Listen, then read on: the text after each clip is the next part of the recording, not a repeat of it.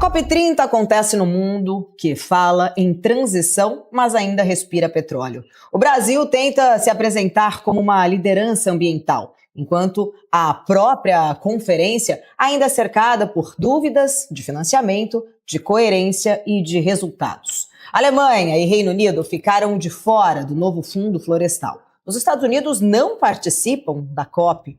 Lula defende que o petróleo será o caminho para financiar o verde. Mas o desafio é provar que o discurso cabe dentro do orçamento e da realidade fiscal do país. No fim, a pergunta é simples, mas decisiva. O Brasil está pronto para liderar a transição ou continuará refém das contradições entre política, economia e sustentabilidade? Esse é o tema do painel BMC de hoje, que vai discutir mais sobre a COP30 com eles. Carlos Honorato, que está aqui comigo, economista da FIA. Obrigada por estar com a gente, Carlos, bem-vindo. Aqui do meu outro lado também, Roberto Dumas, mestre em economia. E remoto aqui com a gente, Pedro Rodrigues, especialista do setor e sócio do Centro Brasileiro de Infraestrutura. Eu quero começar essa nossa conversa, vou começar contigo, Roberto Dumas. A gente viu ali, Alemanha e Reino Unido decidiram não fazer aportes, né, de recursos nos fundos, no fundo, na verdade, ali de Florestas Tropicais para Sempre, o conhecido TFFF, que foi anunciado por Lula durante essa COP. Quando grandes potências, que sempre financiaram essa agenda verde, inclusive, ficam de fora, que mensagem que o mundo, né, está vendo? Qual é a mensagem que o Brasil, de fato, está mandando? Veja, é preciso primeiro deixar claro mais ou menos o que é esse TFFF aí, que você colocou, Fundo Florestas Tropicais para Sempre. Na realidade, ele é um fundo que objetiva efetivamente mostrar que as florestas, quando ficam em pé, devem ter um retorno econômico maior do que elas são derrubadas, por causa da devastação, por problemas, não problemas, mas por causa da pastagem, por causa da agricultura, etc. Como é que funciona esse fundo?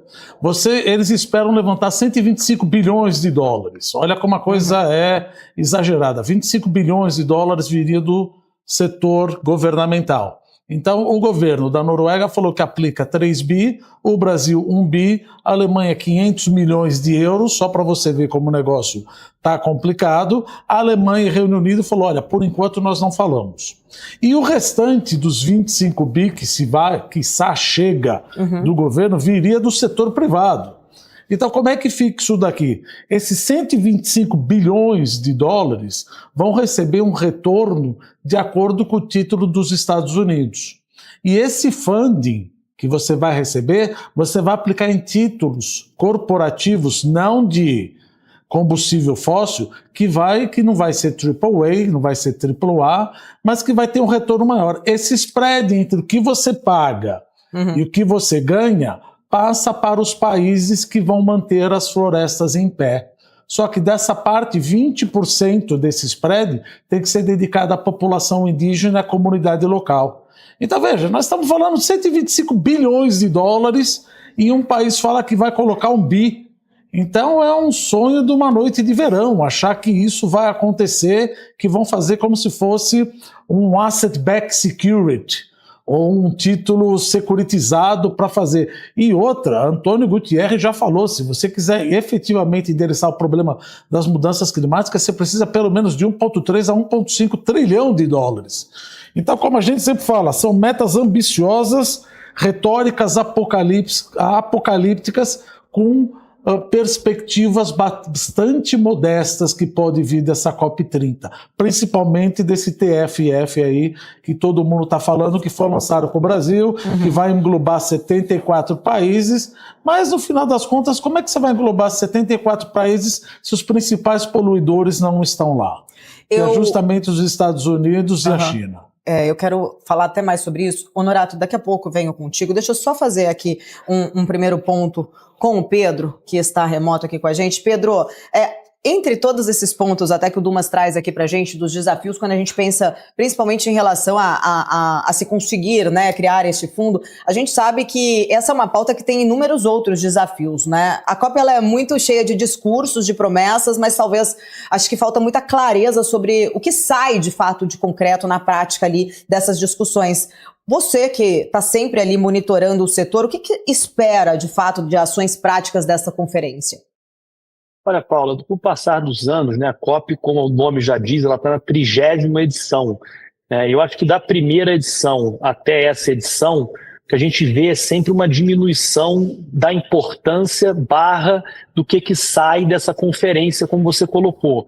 Como o Roberto estava falando, da mesma forma que acontece com o fundo, a implementação de ideias, a implementação, a ação de ideias para reduzir a emissão de gás de efeito estufa, para reduzir a temperatura da Terra, elas são ações que acabam custando muito dinheiro, e ações que poucos querem fazer. Então, aquele dilema, todo mundo quer ir para o céu, mas ninguém quer morrer.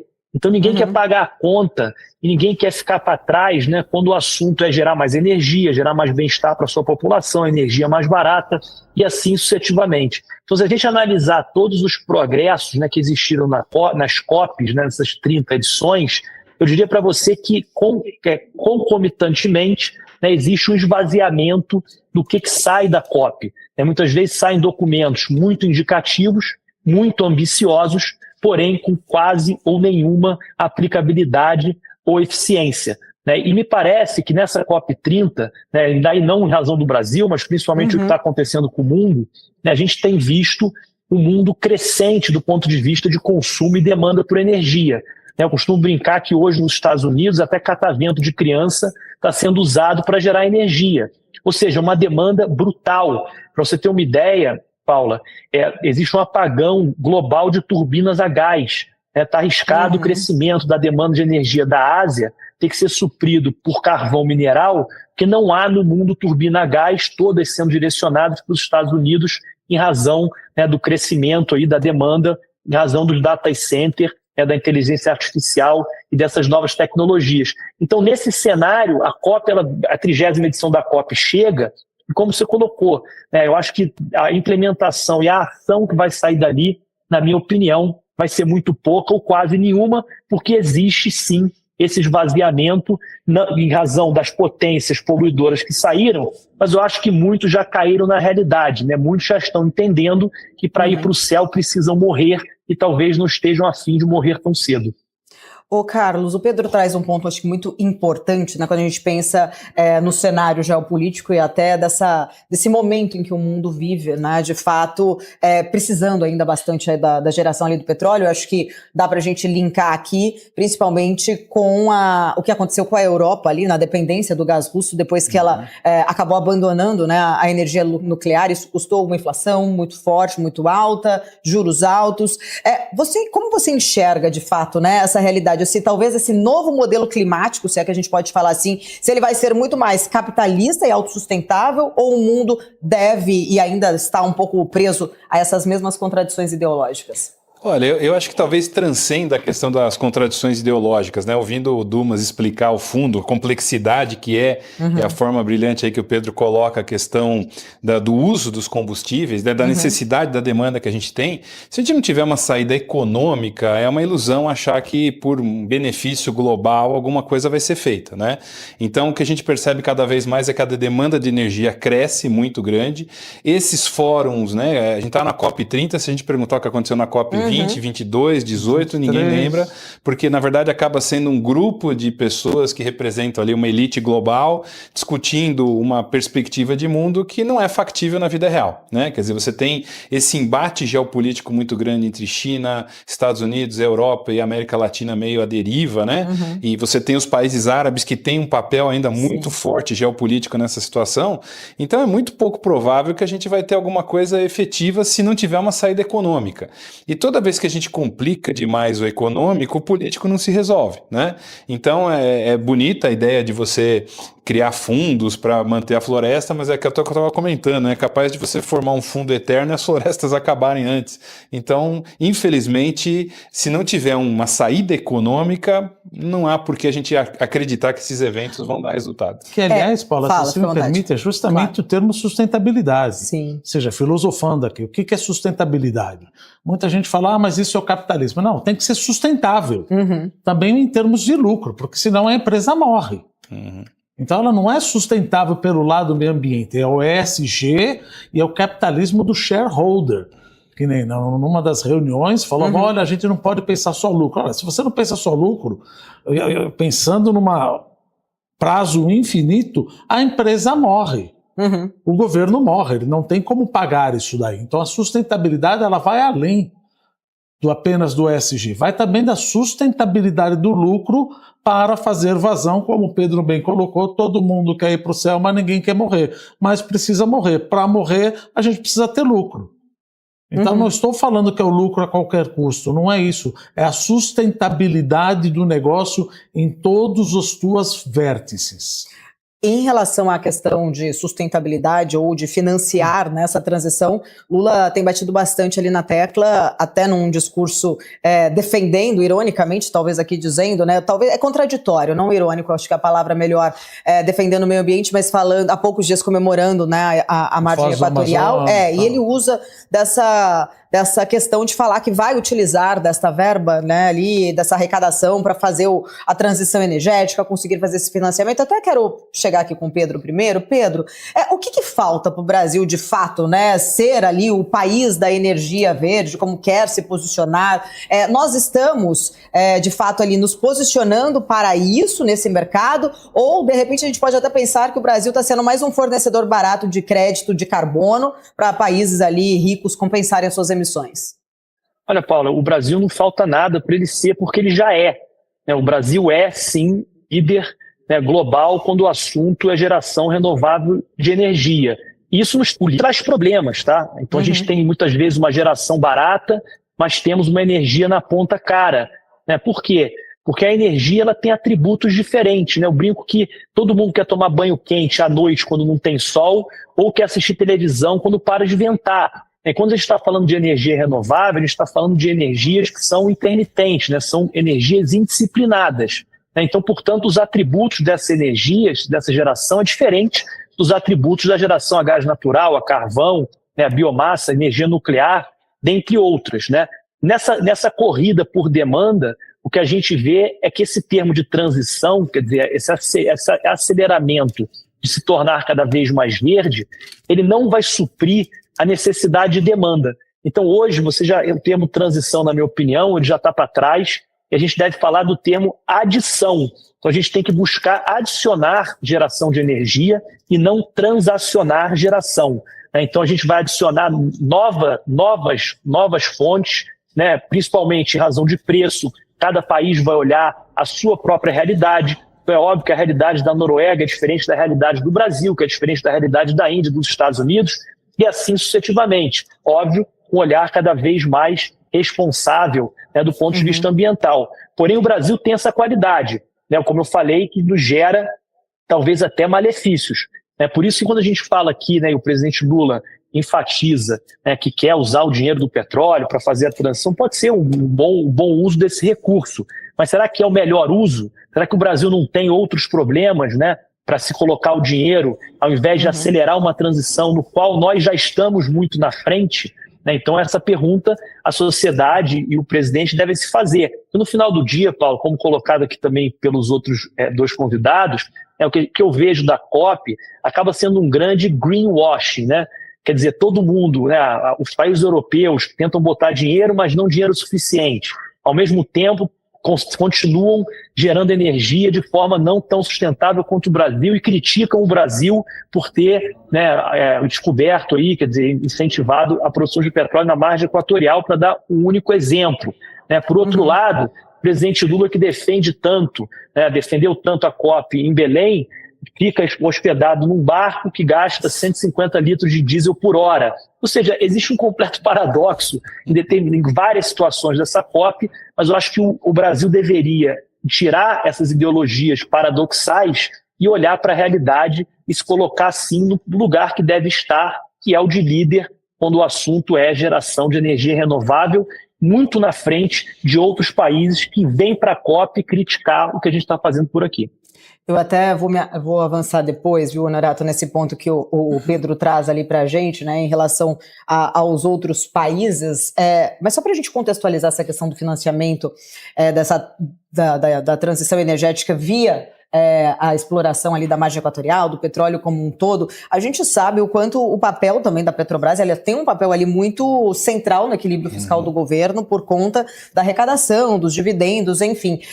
Não foi feito nada lá atrás, quando se descobriu o pré-sal, né? Por que fariam agora? Acho que esse é um ponto, uma dúvida, e tentar entender de fato, né? Qual é o impacto, né, que a gente pode ver, principalmente em relação ao fiscal, nesse sentido, se esse recurso acabar sendo ali usado como o presidente prometeu. Há alguns anos atrás, a Petrobras representava, acho que metade do que era o investimento interno do governo, ali dos 4% que sobram de investimento, a Petrobras era metade. Uma coisa que o Pedro falou que é muito interessante, quer dizer, eu acho que antes da gente assumir certas pautas, e a gente não pode diminuir o papel do Brasil. O Brasil tem uma liderança pela própria natureza, pelo estado que a gente está, pela geração de energia. Mas a gente tem até problemas regulatórios aqui dentro, né? Eu vou dar um exemplo que foge um pouco que a gente está falando.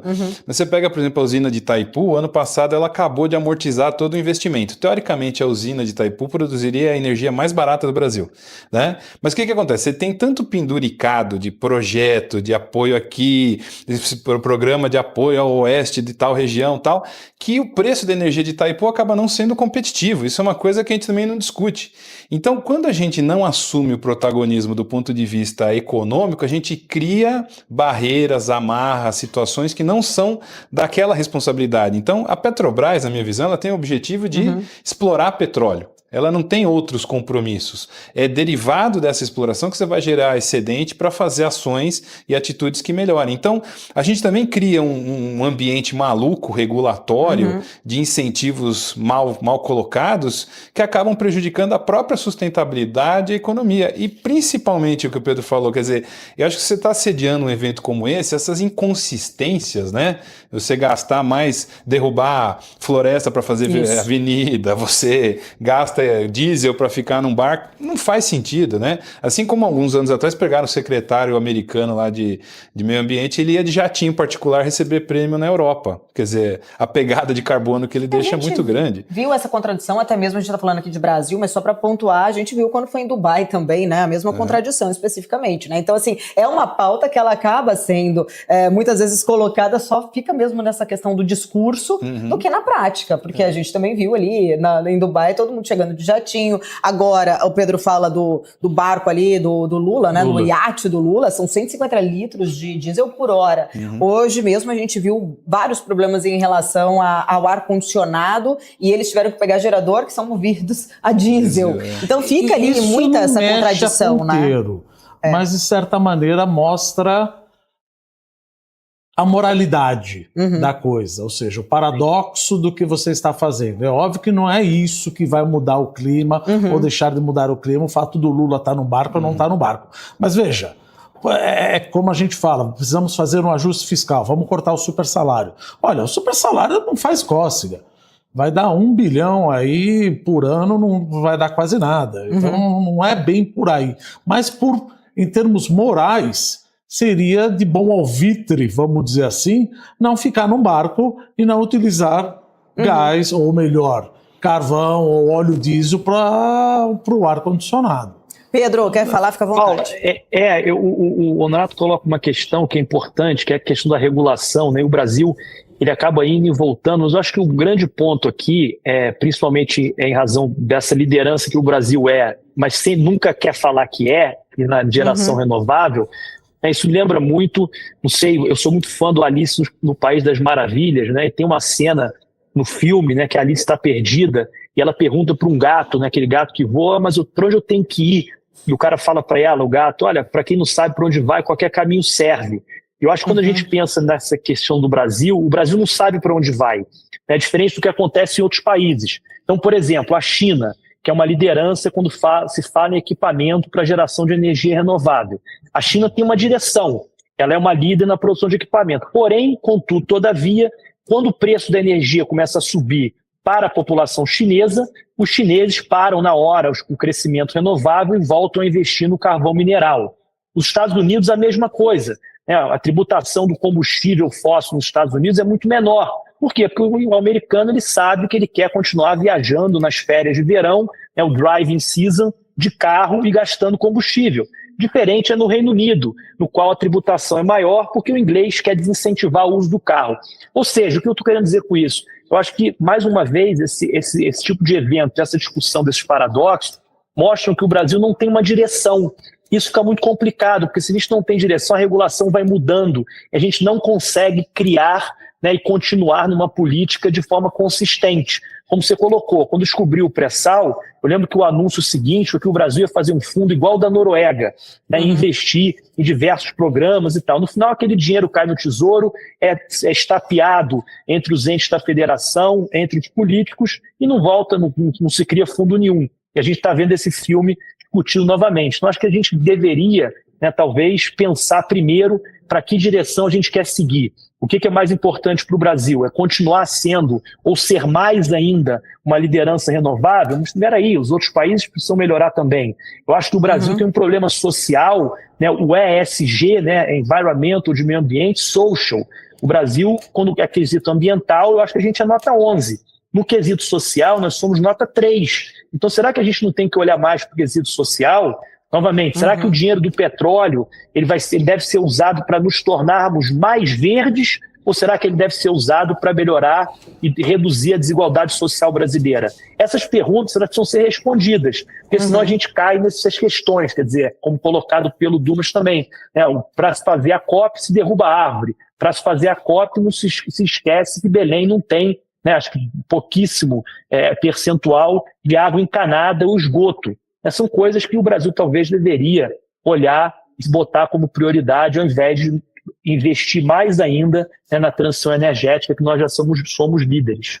Ô Pedro, você traz uma questão, acho que muito importante, até se a gente for fazer a comparação com a carta ali do Bill Gates, né? Não sei se vocês chegaram ali a ler exatamente, mas ele traz esse ponto, né? Critica muito essa visão apocalíptica sobre o clima e pede que o mundo concentre muito mais esses esforços até para sanar a fome, né? Ele traz ali uma comparação em relação ao tanto de pessoas que morrem por fome ainda no mundo. Ô Narato, eu queria entender um pouco da tua leitura. A gente vê uma pessoa, uma figura como o Bill Gates, que sempre defendeu essa pauta, dando talvez não sei se seria, eu não quero dizer um passo atrás, que pode parecer que eu tô colocando aqui que ele tá errado, mas não é essa questão. Mudando, não é um passo atrás, mas mudando totalmente a direção dessa visão que ele tinha. O que te faz, de fato, ali pensar sobre este comportamento quando a gente olha as empresas que sempre bateram muito nessa tecla de ESG? Pessoalmente, eu comecei a ficar impressionado com o Bill Gates quando ele participou daquela reunião com o Trump. Lembra que teve um jantar de todos os presidentes das Big Techs? Sim. E o que me soou mais chocante foi que todos eles estavam absolutamente subservientes. Né? Não estou dizendo aqui que a agenda do Trump é positiva ou negativa, mas a partir daquele momento eu comecei a ficar muito desconfiado com esses líderes de Big Techs, né? Porque o discurso, eles são, na medida do possível, os representantes dessa elite, né? Que mantém, inclusive, o poder hoje, não só econômico, mas político, diria aí, porque eles têm o domínio dessas mídias sociais, eles estão na fronteira da questão da inteligência artificial. Então, na minha visão, eu começo a ficar um pouco desconfiado de como que essas agendas são colocadas por eles e o quanto isso muda. Uma pessoa como Bill Gates, ou como todos esses líderes de empresas de tecnologia, teriam muito mais poder para mudar no mundo do que eles efetivamente fazem. Né? Fazer um documentário em que você toma a água do vaso sanitário, que é o que ele fez algum tempo atrás, é muito bonito, muito simbólico, mas do ponto de vista efetivo, a gente não vê desses grandes líderes globais, quando eu falo líderes, não, grandes poderosos globais, uma real intenção. Então, a mudança de discurso dele me parece até meio casuística ali e até se apequena, né? Eu não estou dizendo que ele está certo ou que está errado, mas me parece que você mudar tão radicalmente, então ou sua posição anterior estava muito errada, ou essa posição nova também não representa o que você pensava. Então, não há problema em mudar de opinião, mas diante do contexto me parece um tanto quanto estranho. Eu vejo num ponto do Bill Gates o seguinte, ele não abandonou o ESG. Ele está um pouco abandonando o aspecto de mudanças climáticas, mas ele está preocupado com o S, o social. Tanto é que na carta ele fala, olha, não seria melhor cuidar do pessoal que tem malária ou erradicar a malária no país ou no mundo, etc., ao invés de cuidar de mudanças climáticas, que isso aí seria uma adaptação às mudanças climáticas, ou seja, ele não abandonou o ESG.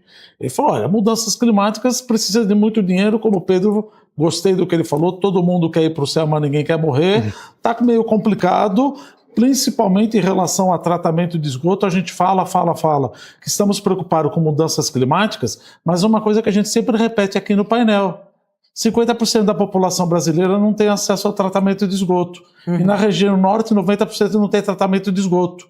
E aí você quer industrializar o Brasil e você sabe que neurobiologicamente crianças acabam ficando prejudicadas porque vão ter malária, vão ter doença, vão ter diarreia, vão ter subnutrição, não vão se tornar um bom trabalhador. Olha o S aí. Olha o S aí. Então ele está mudando um pouco a flecha dele, ao invés de falar, olha, mudanças climáticas é uma coisa que a gente está falando, mas não sai do lugar. Você tem uma retórica apocalíptica, mas você tem resultados muito modestos. Então, será que não está na hora da gente começar a pensar naquilo que a gente consegue efetivamente endereçar com recursos abaixo de 1,5 trilhão de dólares por ano? Que estamos deixando passar...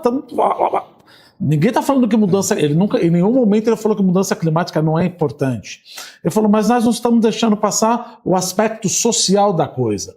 Veja, o environmental afeta o social, mas tem um aspecto social que prepassa o environmental, que é justamente o tratamento de esgoto, que o social da vacinação, etc., e por aí vai. Então, eu acho que ele não abandonou o ESG. Eu até usei, acho que o termo errado ali do ESG, porque a gente associa o ESG muito ao meio ambiente, né? E de fato você fez lembrar aí muito bem. Falta o G, né? Questão. A governança. Ninguém tá. A governança não funciona e também não está aí na pauta, né? Ô, Pedro, a gente vai ficar com o Pedro só nesse primeiro bloco aqui, antes de eu ir para o intervalo. Eu queria que você também trouxesse essa sua visão sobre essa pauta, e só vou aproveitar e já pegar esse gancho até das empresas, né? A gente fala muito aqui da parte do governo, o que os governos fazem ou têm tentado fazer, principalmente nesses encontros, olhando para o meio ambiente, mas a gente vê que no fundo bancos, fundos de investimentos, investidores privados, eles estão criando muito esses instrumentos de crédito, títulos verdes, financiamentos sustentáveis, que funcionam também ali como um empréstimo, vamos dizer ali, né, empréstimos remunerados. Na tua visão, quem vai fazer de fato o verde acontecer? É o mercado, é o setor privado? Olha, Paulo, primeiro o Bill Gates, né? Eu gosto muito daquele livro dele, Como Evitar um Desastre Climático. Eu acho o Bill Gates um cara até de certa forma muito ponderado. Ele, apesar de não ser engenheiro, parece, porque ele é muito matemático nas afirmações dele, né? E ele tenta, eu acho que ele pode ter, e espero que ele tenha não mudado de opinião, mas talvez se tornado um pouco menos radical, não que ele fosse, mas talvez na gradação de radicalismo.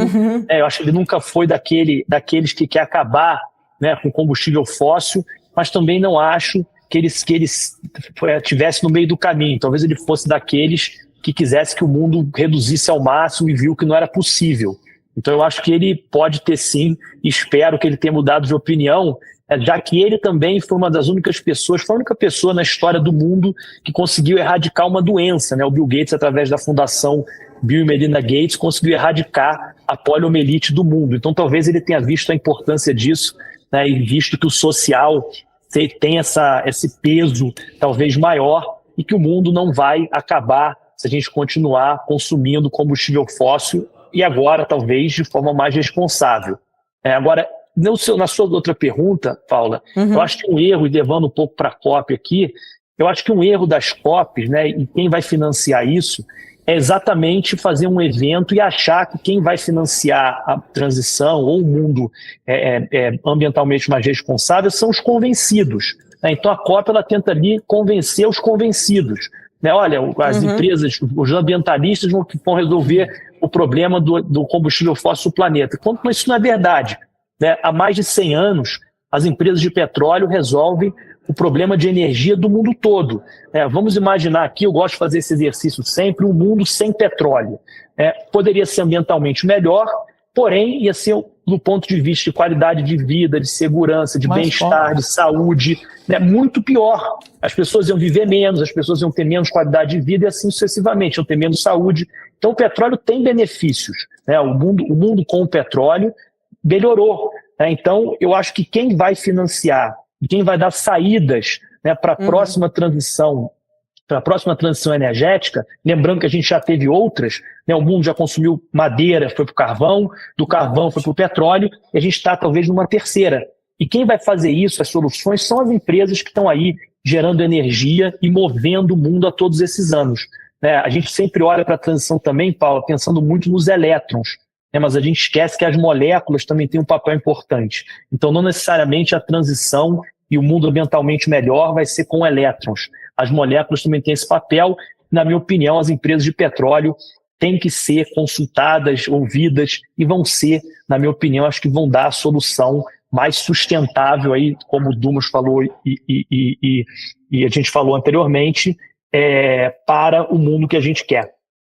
Maravilha. Pedro, eu quero agradecer. O Pedro deixa a gente aqui um pouco mais cedo neste primeiro bloco. Obrigada por estar aqui com a gente. Até uma próxima oportunidade. Obrigado, foi um prazer. Desculpa não estar presencialmente. Um abraço a todos. Obrigada, grande Pedro Rodrigues. A gente vai seguindo aqui, claro, né? Trazendo ainda outros pontos, outras discussões sobre este tema. Você que acompanha a nossa programação, continue com a gente. Painel BMC, volta já.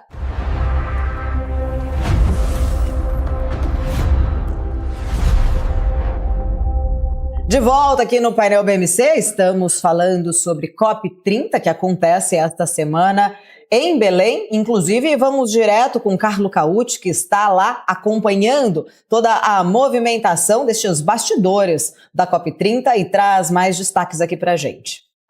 Boa tarde, Paula. Boa tarde para o nosso público. Boa tarde para nossos comentaristas. Estamos aqui na Blue Zone, na área azul da COP de Belém, esse segundo dia de COP, esse longuíssimo corredor que vocês estão vendo atrás de mim. Temos várias salas de reunião. Vocês estão vendo aqui dos meus dois lados esses grandes anfiteatros, basicamente, podem acolher centenas de pessoas, onde estão sendo discutidos vários pontos, várias questões, vários painéis, na verdade, várias conferências paralelas que estão acontecendo sobre sustentabilidade, sobre gestão dos rios amazônicos, questões socioeconômicas, entre outras coisas. Ao longo desse grande corredor, vocês estão vendo, estão circulando milhares de pessoas, delegados, membros de ONGs, de empresas também, jornalistas, ativistas, entre outros, que estão se reunindo, sentando no chão mesmo, que não há grandes cadeiras onde sentar aqui nesse corredor para conversar, para discutir, até para protestar, Vimos nos primeiros 2 dias protestos aqui na Blue Zone, que começam no finalzinho desse corredor aqui no fundo, vocês estão vendo, onde temos os pavilhões dos países que estão participando da COP, e termina na minha frente, 1 quilômetro basicamente de extensão, esta grande avenida, foi do parque da cidade de Belém, e termina na chamada área verde, na Green Zone, limitada aos delegados e aos alguns jornalistas. Então, temos aqui na Blue Zone acontecendo esse vai e vem de milhares e milhares de pessoas, mas o ponto fundamental é o que vai sair dessa COP aqui em Belém. Porque o Brasil lançou nesta COP um fundo para tentar preservar as florestas, não só a Amazônia brasileira, mas florestas tropicais de vários países do mundo, um fundo chamado Fundo Florestas Tropicais para Sempre, em inglês a sigla é TFE. A ideia desse fundo é juntar 125 bilhões de dólares entre dinheiro de países, doadores e de empresas. Os países deveriam doar mais ou menos 20 bilhões de dólares contra 100 bilhões de dólares de empresas. Só que no segundo dia de COP, aparentemente, esse fundo conseguiu obter muito pouco. Porque alguns países, como o Brasil, doaram $1 bilhão. O Brasil foi um dos maiores doadores até o momento, $1 bilhão para o fundo. Outros países, como Portugal ou a Holanda, doaram apenas €1 milhão, ou seja, um valor muito menor. E outros países, como a Alemanha, simplesmente se recusaram a doar para esse fundo porque eles não confiam, de fato, onde esse dinheiro será usado, alegando problemas de estabilidade financeira. Ou seja, em bom português, não se tem certeza que esse dinheiro será efetivamente alocado para aquilo que foi prometido. Isso tudo, as logísticas aqui na COP continuam. Temos um calorão nesse corredor, eu mesmo estou suando para fazer essa entrada com vocês na BMC News, por causa do excesso de pessoas e dos ar-condicionados que são muito fortes. Vocês estão vendo esse barulhão em volta. São esses enormes plantas de ar-condicionado, esses aparelhos de ar-condicionado, mas que estão jogando ar quente para dentro da estrutura, ou seja, muito calor. E lembramos que esses maquinários são movidos a diesel, ou seja, um poluente, um combustível nosso muito poluente. Moral da história, temos uma meta muito ambiciosa para que o governo brasileiro lançou, dificilmente se dá alcançado, pelo menos até o momento. Muitos países que sequer enviaram delegados, lembramos que esta foi uma das piores COPs em termos de participação de chefes de Estado e de governo. Apenas 17 líderes mundiais apareceram, de 100 que foram na última COP lá em Baku, no Azerbaijão, em um número parecido com o Dubai, nos Emirados Árabes Unidos. Portanto, uma COP com pouquíssimos líderes presentes e também dificilmente considerada alcançar os resultados e ambições que o Brasil colocou na mesa. Vamos acompanhando os trabalhos e voltamos aqui na BNC para qualquer novidade. É com vocês aí nos... Tá aí, então, informações de Carlo Cauti diretamente de Belém aqui pra gente. Inclusive, Cauti mandou esse conteúdo gravado pra gente, porque tá com bastante oscilação do sinal da internet por lá. Enfim, a gente tem visto várias reclamações, a mídia propriamente trazendo ali vários reclamações e pontos, inclusive de falha de infraestrutura deste evento. É claro, a gente tem aqui um olhar muito mais para a notícia que traz impacto para o mercado, para a economia. A gente vê um dos desafios, como você muito bem colocou ali sobre o fundo, Dumas, no começo, essa imagem ali do Brasil perante ao mundo. O Donald Trump, além de não vir, criticou, falou principalmente ali, de derrubar a própria floresta para abrir uma avenida. Qual que é a imagem que você vê? Se o Brasil corre um risco, de fato, de sair ou isolado dessa COP ou com uma imagem mais comprometida com uma questão mais de incoerência? Eu não sei se fica numa parte de incoerência, se fica numa parte mais romantizada. Tá. Porque o fato de fazer a Amazônia em Belém fica numa coisa romantizada. Ou seja, olha, está faltando isso, está faltando aqui, sim, porque nós estamos no berço da biodiversidade. Então, tem essa pegada que o governo quis mostrar.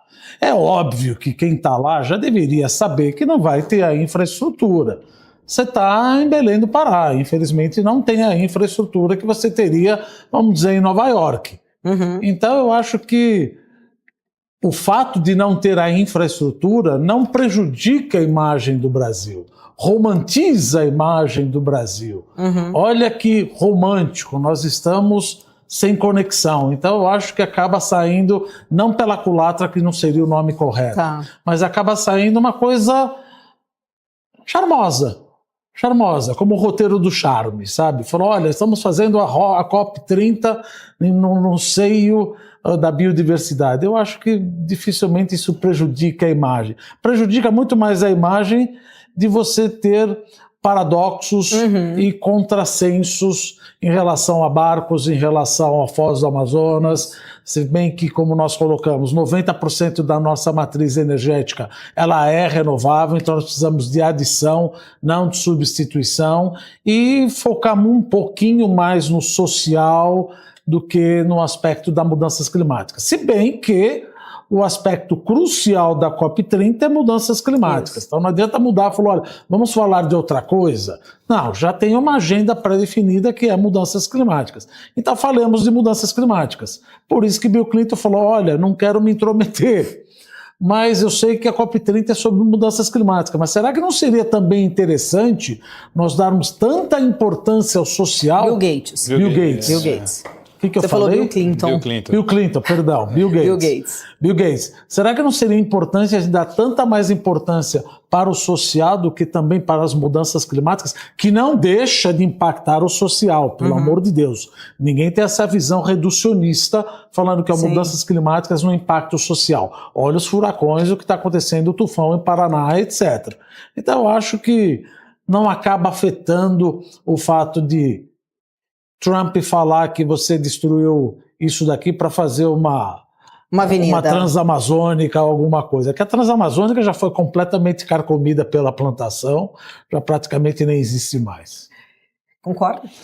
Eu concordo, eu acho que até uma certa medida, Trump, Lula, Putin, todos eles se autoabastecem, né? Você percebe que o discurso deles é contraditório, eles se contradizem entre eles, criam ali uma panela de líderes globais que estão ali, às vezes se alfinetando, às vezes se colocando, que é o tradicional do puxa e estica da política internacional, né? Eu acho que a gente não pode também passar para nós a responsabilidade que não é nossa. Nós estamos sediando um evento, nós somos os que sediaram o primeiro evento que deu deu origem à série. 92 com 92 com o Collor e com o Bush, que tinha uma agenda, tem até um documentário falando sobre isso, Verdade. que tinha uma agenda altamente conservacionista, sendo ele um magnata do petróleo de Dallas, Texas, ali, né, do Texas. Então, as contradições não são de agora, vão continuar, né? Tem muita gente que defende a Amazônia. Eu tive a oportunidade de ir para o interior da Amazônia, por exemplo. Se você vai lá no interior do Amazonas, interior do Pará, entende como aquilo funciona, né? E não que a gente entenda, mas a ausência completa de Estado, a ausência completa de meios, quer dizer, você tem no Amazonas, por exemplo, se eu não me engano, é 2 milhões que tem de população em Manaus, e você tem mais 1 milhão de tantas pessoas vivendo no interior sem nenhum acesso ao Estado, como a gente considera, né? E ali talvez precisasse da presença do Estado mesmo. Então, No social. Do social, né? E eu acho, pegando a pontinha do que a gente falou menos aqui, eu acho que a questão da governança também precisa ser colocada. A gente tem a COP dentro de um sistema de governança global que não funciona mais, né?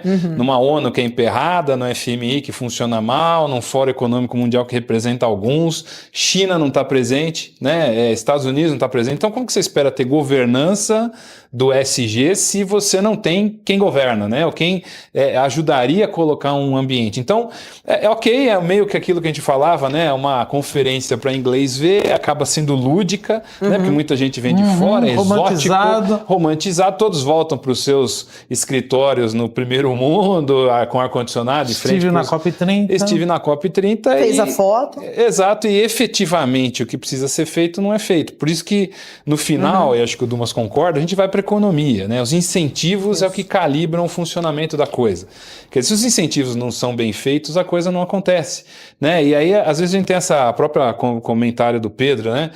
Que o mercado, né? O mercado não tem como obrigação fazer isso, né? Quer dizer, o mercado é um dos entes que está ali, que pode financiar, que pode dar seguro, segurança e tal, mas isso é uma questão de Estado e uma questão de humanidade, vamos dizer assim, é o ser humano, a raça humana como ente que vive nesse planeta precisa ter a consciência de que se continuar fazendo o que está fazendo do jeito que está fazendo, vai acabar com o planeta, né? É só a gente sair daqui e dizer sou contra o petróleo e ver o número de saquinhos, de sacolinhas, de embalagens que a gente usa, canudinho, garrafa, pacotinho. De café.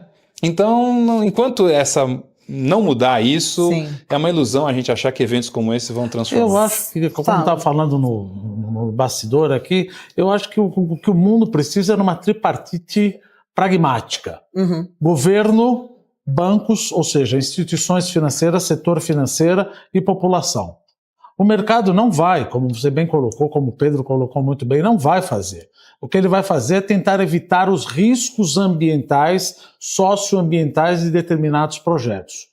Eu trabalhei durante 10 anos Mas o mercado, desculpa te interromper, mas o mercado de alguma forma financia isso, porque a gente viu os títulos ali. Praticamente peanuts. Sério? Sério. É muito pouco, praticamente muito pouco. Não, claro, perto do que precisa, Os green bonds não fazem menor. E esses últimos que impacto. Foram lançados agora recentemente, por exemplo, daquele Global do Tesouro. 1,5 tri, 1,2 tri, isso não faz muito. Não o TFFF, eu tô falando daqueles outros. Não, 1,2 tri. 1,2? Tá. 1,2 tri sem falar do títulos TFF. sustentáveis. Não é bem aí. Mas que você isso a gente está faz. contratando uma dívida nesse sentido, certo? Sim. Então, mas aí o Brasil vai ter que pagar A gente está contratando, o Brasil você colocou no ponto certo. Tá. Quem está contratando é o setor privado. Mas não deixa de ser uma dívida externa do setor privado. Tá. É importante deixar claro, é dívida externa do setor público ou dívida externa do setor privado? Tá. É uma dívida externa do setor privado.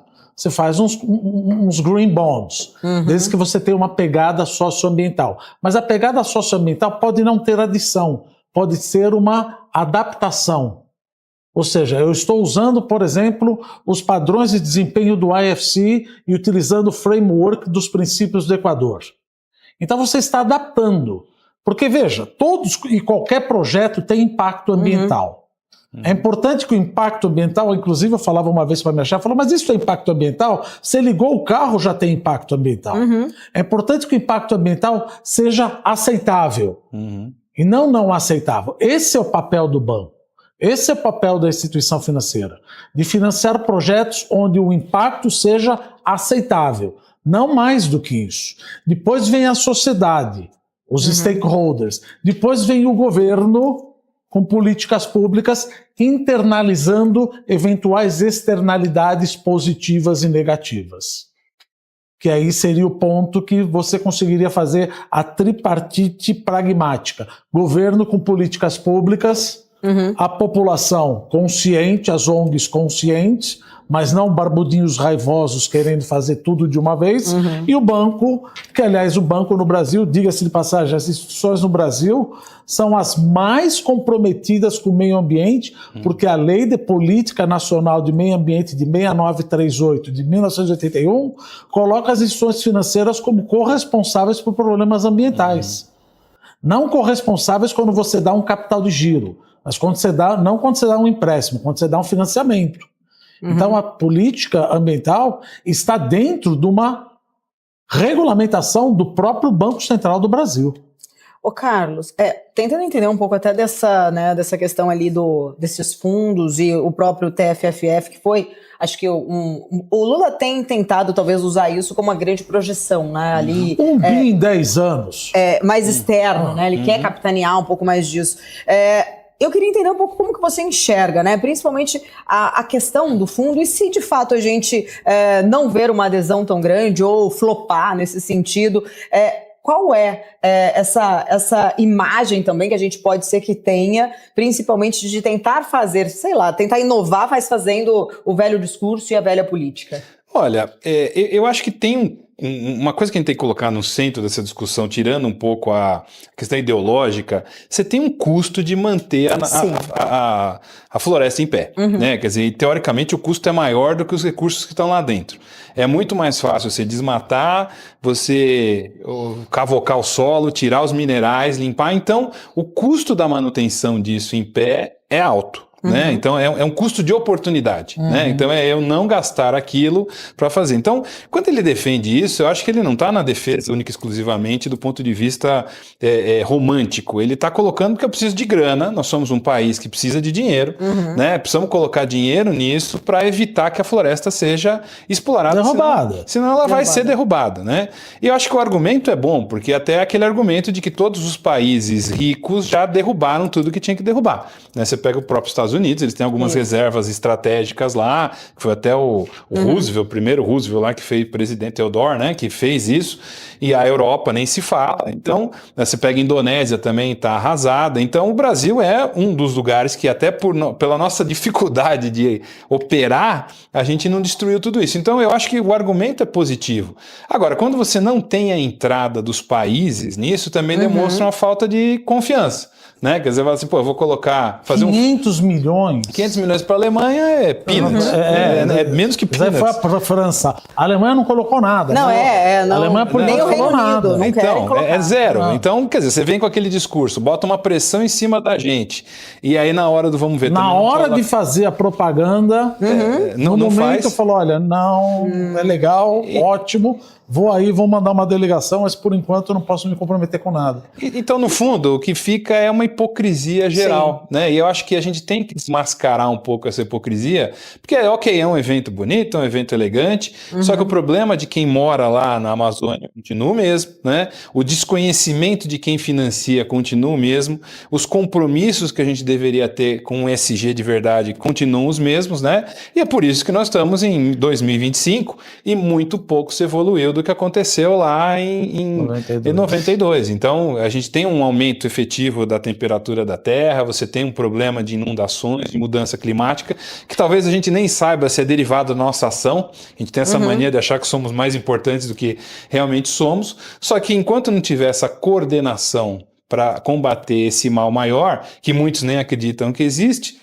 não adianta. Então, eu acho que o Lula ele tem um olhar ali dentro do que é possível, tentar captar recursos para equilibrar isso, e também isso já ajuda a gente, né? Se entrasse uns bilhõezinhos aí, de repente você entra no Tesouro, faz um equilíbrio fiscal mandrake ali e resolve a situação. Então, infelizmente, nesse ponto eu sou bem cético sobre os encaminhamentos que a gente tem dessa COP. Tá, o Tratado de Kyoto já era uma coisa extremamente favorável, mecanismo de desenvolvimento limpo. Ou seja, você paga para poder poluir e eu vendo. Isso daí muita gente acabou não ratificando. Então ele acabou ficando para trás. Então isso aqui seria muito mais fácil fazer, mas aí começou a falar, não, tem que ser adicionalidade, começaram a complicar, vai para a ONU. Ficou uma coisa complicada que aí os Estados Unidos falou, olha, eu não vou ratificar e aí o protocolo não, né? Acabou sendo ratificado por muitos países, o Tratado de Kyoto acabou indo por água abaixo. Você falou Estados Unidos, né? E até Estados Unidos que sai também, não está presente, saiu ali do Acordo de Paris. Não posso deixar de perguntar, porque essas críticas do Trump em relação ao Brasil, derrubar ali a floresta para fazer uma avenida, e ao mesmo tempo, em contrapartida, Lula, ele faz um discurso sem citar Trump, mas ele fala muito sobre os negacionistas, né? Ele fez uns ataques ali, chamando alguns países de negacionistas em relação a essa pauta. A gente está num momento muito delicado, inclusive, da relação entre Brasil e Estados Unidos. Eu sei que é um outro tema, mas eu queria tentar entender se isso pode trazer algum tipo de impacto para aquele acordo que o Brasil está tentando ali avançar com os Estados Unidos, ou isso fica, talvez ali, é uma escolha mais estratégica, mais política e fica ali separada a caixinha, né? Não, aqui é COP, aqui está a questão das taxações, Veja, enfim. o Lula não perde a mania de poder falar uma coisa que pode prejudicar a negociação com o Trump. Vamos lá, ou seja, desculpa falar, presidente, mas ele não perde a mania de poder falar alguma bobagem que acaba prejudicando as negociações. Então não precisava colocar esse ponto. Então o que ele precisa, na realidade, o que ele gosta é de holofotes. Ele sempre fala com o fígado e nunca fala com a razão. É importante dizer, etc. e tal, mas veja, se você não precisa colocar o nome Estados Unidos, acaba tomando uma direta. Fala, você acabou de destruir a Amazônia para fazer estrada? Então, daqui a pouco eu vou Você acaba de falar uma frase que eu sempre aprendi: quem fala o que quer, ouve o que não quer. Você está falando absolutamente o que você quer. Trump fala o que quer. Então ele está ouvindo o que não quer e já está respondendo. Daqui a pouco eu vou me encontrar novamente, Mauro Vieira vai se trocar com o Marco Rubio, o Rubio. Como é que fica essa negociação? Ou seja, de certa maneira, não acho que faz preço, viu, Paulo? Não, mas não há necessidade. Não há necessidade. Eu já sei que Lula tem muito bambu, mas pode parar de atacar flechas em cima do Trump. Em relação à soberania, ele já ganhou os votos que ele está falando. O Brasil é soberano, não somos párea dos Estados Unidos. Já avisou, já está claro isso daí. Já ganhou os votos que deveria ganhar. Aqueles barbudinhos raivosos que gostam de votar, etc., falar que vai perder soberania, já estão com ele. Já ganhou os votos dessa turma. Então ele poderia agora ser um pouquinho mais pragmático e falar com a cabeça e não com o fígado. Carlos, vou fazer uma pergunta até mais provocativa nesse sentido, porque Trump e Lula têm ali certas, né, são ideologias diferentes, mas são populistas, né, gosta de falar, de levantar o holofote, até a gente tem comentado esses últimos dias aqui, puxando para um outro gancho, mas Trump falando em distribuir dividendos de $2.000 ali para a população, tem um problema fiscal, isso, trazendo aí, que né? There is no free lunch. Então, assim, eles são muito parecidos, até a gente fala às vezes Trump a la Lula nesse sentido. Talvez no fundo ele possa até entender que as falas de Lula ficam mais para um campo ali de holofote, de discussão, e a química entre eles rola de verdade? Olha, eu acho assim, a gente tem que parar de analisar esses caras só pelo aspecto político e econômico, e tem que olhar pelo aspecto psicológico. Eles são todos ególatras, né? Eles estão focados no seu próprio umbigo, têm a sua visão particular. E eu tenho um pensamento que é o seguinte: o Trump, ele respeita quem demonstra poder com ele, né? Então, toda vez que alguém peitou ele, não que ele tenha baixado a bola, mas ele se equiparou, né? Peitou de forma contundente. Sim, mas o Lula, de uma certa... Por isso que eu discordo um pouco do que você disse, porque o Lula peitou ele de uma certa forma, talvez ele exagere, né? Sabe aquela coisa? Você já ganhou a discussão, cai fora, senão você vai apanhar. Não precisa arranjar. Não precisa a mais. Vida já é tão dura com amigos, com inimigos, então é pior ainda. Mas todos eles têm uma característica ali de ocupar o espaço. Você pega o Putin, enquanto o Trump está brigando aqui, ele continua na mesma dinâmica. O Xi Jinping continua na mesma dinâmica. E o Lula se alinha com essa coisa de que no longo prazo é você diminuir o poder americano, né? Quem, por exemplo, poderia ter uma postura raivosa e hoje está quase entregando o ouro é o presidente da Venezuela. Que, não vem cá, Trump, pelo amor de Deus, me ajuda, né? Então, eu acho que ali é uma medição de força. A gente não pode desprezar a experiência que o Lula tem. Você pode não gostar dele, mas ele tem aí 30 anos de cancha nessa história, né? E eu acho que os erros vão acontecer de um lado e de outro, né? O governador da Califórnia estava aqui e desceu a lenha no Trump, porque também a agenda dele, né, de fazer isso. Então, a egolatria. Exato, e o político, exacerbada. ele precisa ocupar esses espaços, né? Então, eu acho que o Dumas falou muito bem assim, também vamos dar conta certa do quanto que esses caras conseguiram, né? E eu acho que é um equilíbrio muito instável, porque o Trump não assume derrota, o Lula também não gosta de assumir derrota, então eles preferem deixar a coisa meio que cair na praia, né? Como se fosse uma onda chegando ali, se esquecendo, e acabam criando muito mais notícia, né? Muito mais e ruído, enquanto para o cercadinho deles. É como diria um professor amigo meu, ele dizia assim, você cria muito calor e pouca luz, né? Então fica num atrito ali, no fundo as negociações estão por trás, o Trump está junto vendo o que ele precisa importar do Brasil para não causar inflação lá dentro, e nós estamos olhando para quem que a gente precisa vender para não ficar com o negócio encalhado aqui, né? Então, acho que há um pragmatismo de segunda ordem, vamos dizer assim. Então, todos eles se merecem, numa certa medida. A gente vai encerrar agora, mas só vou colocar aqui, na hora que você falou de olhar a parte mais psicológica, eu acho que nem Freud explicaria esse contexto também, é complicado. Mas vale a pena olhar comportamentos, porque esses caras aí, eles não são direcionados só à política e à economia, tem um componente pessoal muito forte. O fator emoção, no caso, faz parte da estratégia racional. Exatamente. Honorato, quero agradecer, obrigada, muito sempre obrigado. Um prazer tê-lo aqui com a gente. Até uma Prazer, próxima. obrigado Dumas, obrigado a todos e obrigado aos colegas. Obrigada, Roberto Dumas. Até semana que vem. Prazer. Eu quero agradecer também a sua audiência, a sua companhia. Continue aqui acompanhando a programação do BMC News. O painel BMC volta na semana que vem. Até lá, tchau, tchau.